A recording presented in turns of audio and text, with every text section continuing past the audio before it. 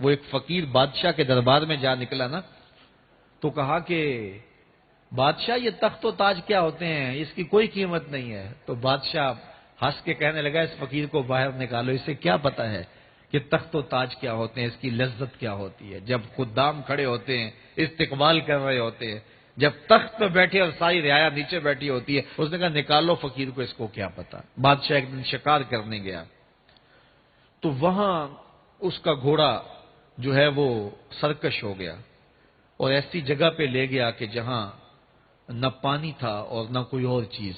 بادشاہ وہاں ہانپ رہا ہے کہ وہی فقیر مشکیزہ ڈالے ہوئے گزرا اور آواز دے رہا ہے پانی لے لو، پانی لے لو۔ بادشاہ کی تو موت واقع ہونے والی تھی، آخری ہچکیاں تھی، تو اس نے آواز دی پانی۔ تو اس فقیر نے کہا کہ ہاں تمہارے پاس ہے کوئی قیمت پانی دینے کی؟ اس نے کہا میں بادشاہ ہوں اس ملک کا۔ اس نے کہا ہوتے ہوگے، مجھے غرض نہیں ہے، میں تو بیچتا ہوں پانی۔ اس نے کہا بابا میں بادشاہ ہوں، جو مانگو گے میں دوں گا، مجھے پانی دو، میں مر رہا ہوں۔ اس فقیر نے کہا آدھی حکومت لگے گی۔ اس نے کہا آدھی لے لینا، مجھے پانی تو دو، چونکہ مر گیا تو ساری جائے گی۔ اس نے پانی کا گھونٹ دیا، پیاس کی شدت تھی، جب پانی کا کٹورا اس نے منہ سے لگایا تو پانی حلق میں اٹک گیا۔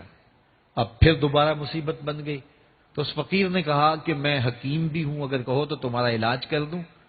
اس نے کہا ضرور کرو، لیکن اس نے کہا میں یوں ہی نہیں کروں گا، آدھی باقی حکومت بھی لگے گی، وہ بھی لکھ دو۔ اس نے چمڑے کے اوپر لکھوا لیا، ساری حکومت لکھوا لی، اور اس نے اس کا علاج کیا فوری۔ جو اس کے پاس ٹوٹکا ٹونا تھا تو اس کا پانی حلق سے نیچے اتر گیا۔ بادشاہ گھوڑے پہ بیٹھا واپس آیا، وقت گزر گیا، عرصہ بیت گیا، بادشاہ پھر تخت پہ بیٹھا تھا، وہی فقیر بھیس بدل کے دوبارہ آ گیا۔ پھر اس نے نصیحت کی کہ آخرت کو یاد کرو، یہ دنیا کچھ نہیں ہے، 4 دن کی کہانی ہے۔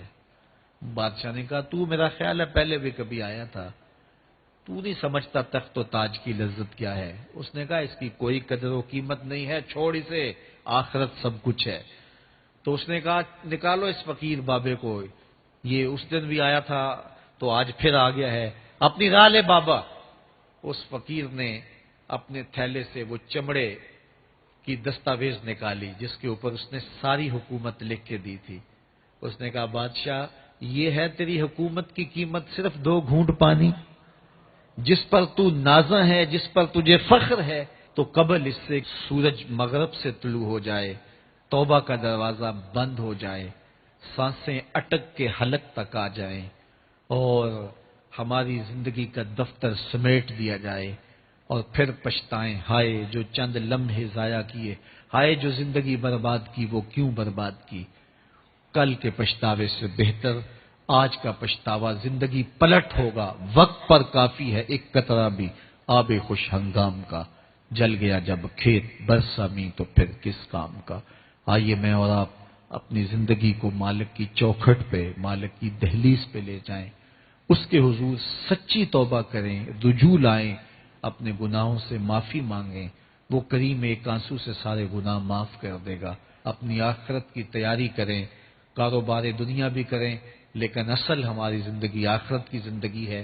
صحابہ کو خندق کھودتے دیکھا تو پیار آیا تو یہی کہا اللہم ان العیش عیش الآخرہ، اے اللہ زندگی تو آخرت کی زندگی ہے، فاغفر للانصار والمہاجرہ، میرے انصار کو بھی بخش دے، میرے مہاجروں کو بھی بخش دے۔